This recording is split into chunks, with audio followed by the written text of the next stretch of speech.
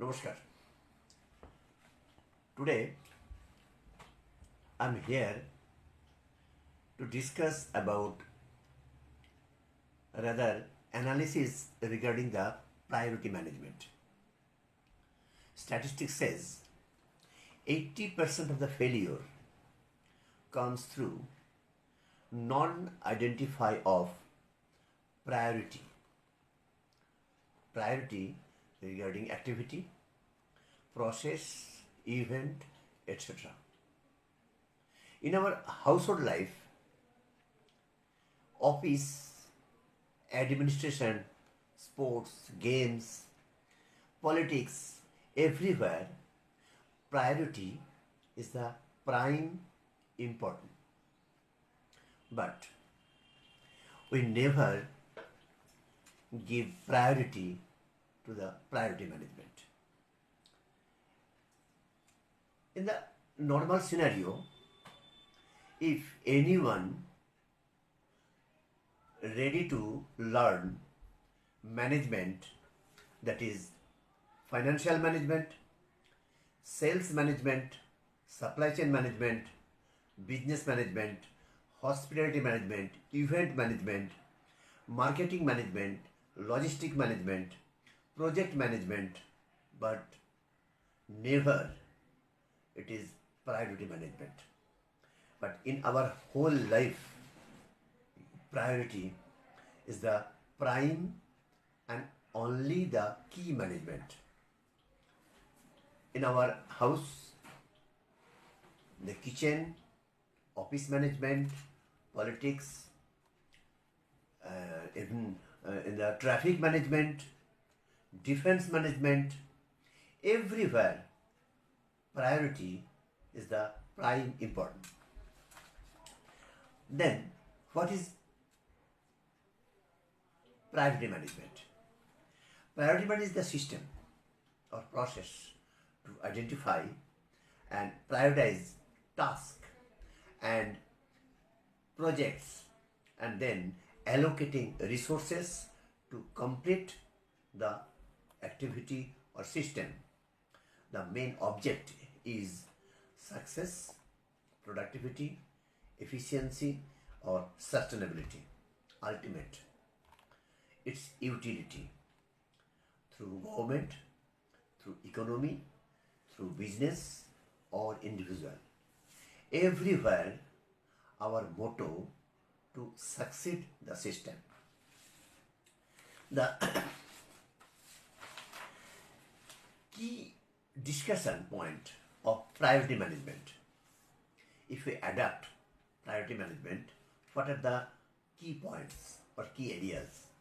Number one, resource allocation, fiscal and monetary policy, sustainable development, public welfare and social equity, global economical positioning, technological innovation, crisis management, macro and micro economic priority, long-term and short-term goals, ethical and moral consideration.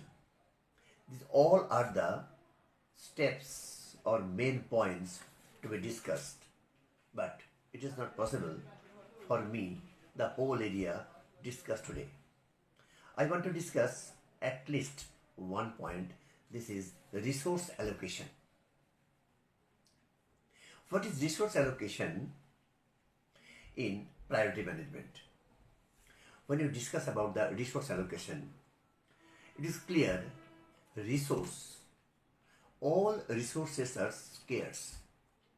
So for the scarce item, we have to process to deal it. So for the resource management or resource allocation, efficient use of limited resources is crucial for effective and priority management, particularly in economic planning. Here, if we discuss, first point is identifying the key resources. What are the key resources? Financial capital, human capital, natural resources and time. All are the crucial, all are the scarce. Setting clear priorities like goal alignment, strategic planning. Next point, third point, is very much vital, is the cost benefit analysis.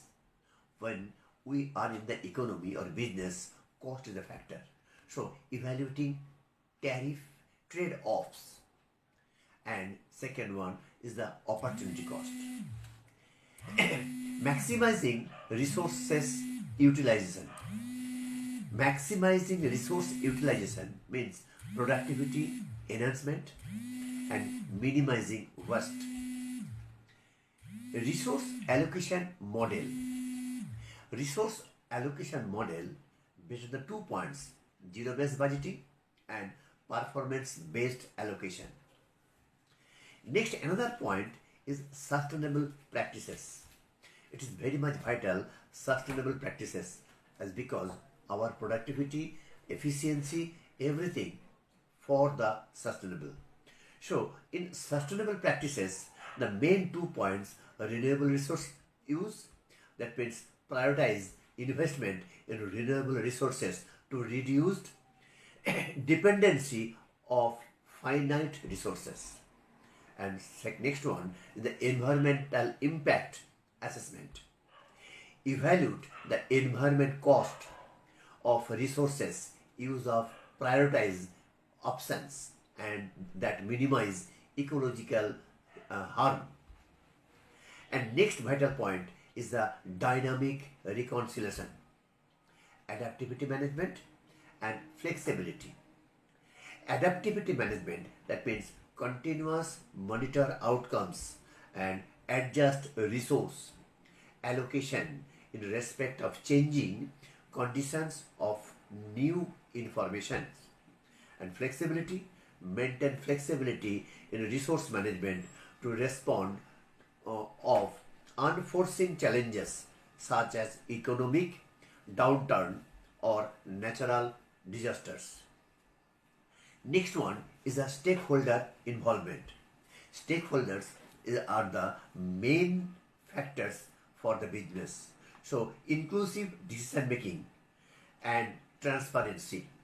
Inclusive decision making, engage stakeholder including communities, business and government agencies in the resource allocation process to ensure that priorities reflect collective needs.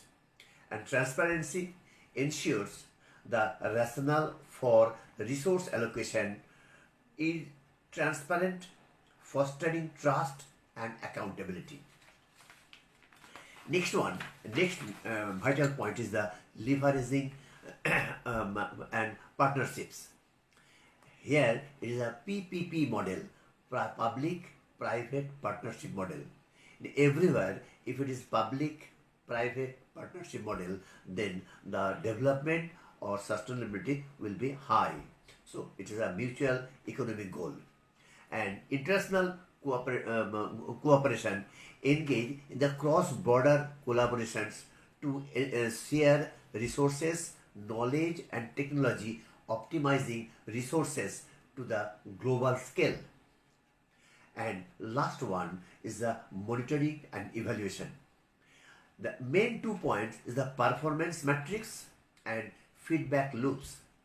Performance metrics, if we start something without measurement, without budget, without audit, without measuring the efficiency, it will not be the perfect. So performance metrics, either it is good or bad, evaluating the effectiveness of resources, use of achieving the priorities.